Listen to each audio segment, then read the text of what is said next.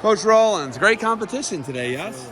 Absolutely. I appreciate you working with me on that. No problem. You're a good man. That's right. So, defensive duels. Uh-huh. You guys aren't ever coming with the super mega loaded team. No. You're always trying to get the max amount of good quality matches. That's right. How did it go for you guys today?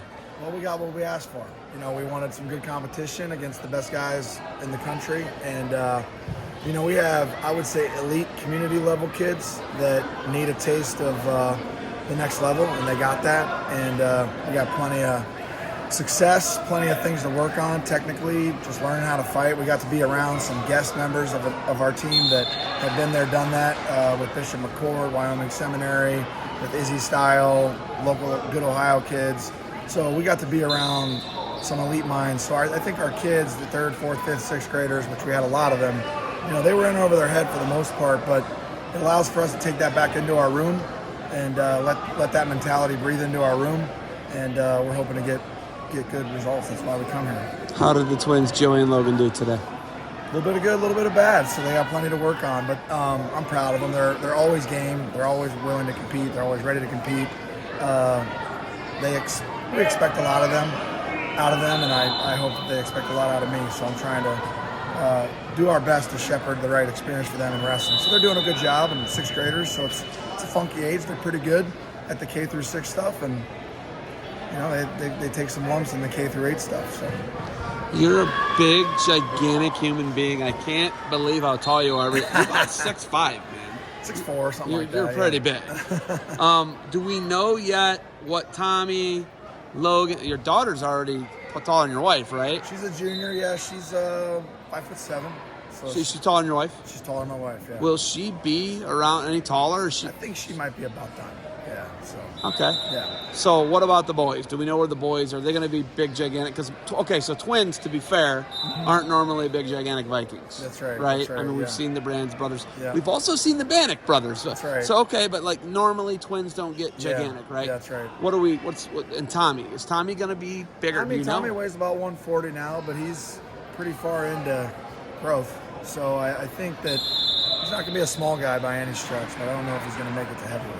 But, nobody thought that about me when I was in 8th grade either, so we'll see. And then the twins, they've always been a little bit less on the growth curve than Tommy, so I think they're going to be a little more late bloomers. So it wouldn't surprise me they end up bigger than him. You had this freaky growth spurt, right? That's correct. You made the state tournament, correct me if I'm wrong, at 125 as a freshman? 25, yeah. And then 60. 60? And then 89, and then 215. Were you third at 60? Third at 60. Third at 60. Archbold guy. Bring that up. Archbold guy won, right? Archbold guy got it. Yeah, I mean, come on. Senior. He got you with, senior muscle. But, he did. But, think about it, right? You had this crazy, David Taylor almost he's not as big of a Viking as you, but he still had a crazy upside. How much do you think it helps when you grow like you grew, right?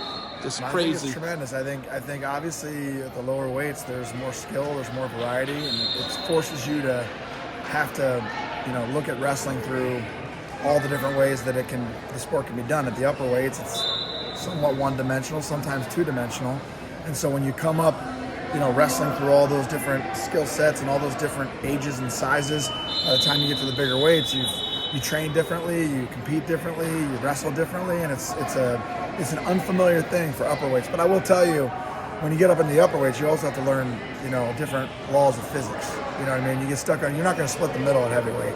You know what I mean? You're not going to do it. There's a lot of different types of. You get stuck underneath, you're stuck.